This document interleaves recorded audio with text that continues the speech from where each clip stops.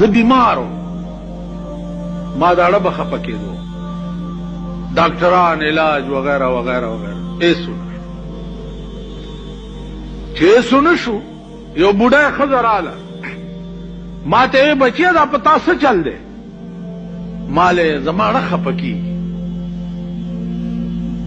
او د ډاکټرانو علاج باندې یې څه نه کېږي.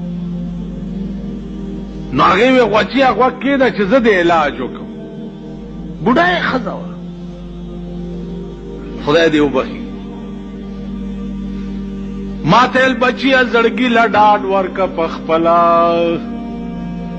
داسې په وزن کې راته وایي، زړګي له ډاډ ورکه پخپله، مدام به څوک ډاډه کوي ویشتلي زړونه.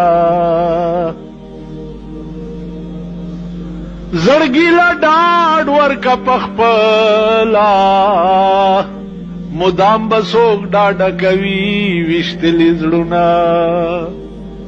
وی بچیا د خپل زړه له پخپله ډاډګیری ورکوه، بل چا نه دا تمه مه کوه چې ویشتلي زړه له به څوک ډاډ ورکړي.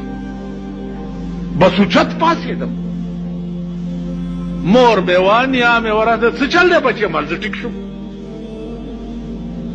پلار مې راغی، څه چلو شو؟ ما زه ټیک شوم، دې بوډۍ زما علاج وکړو. چې د خپل زړه له پخپله ډاډ ورکوه، د بل نه تمه د ډاډ مه کوه.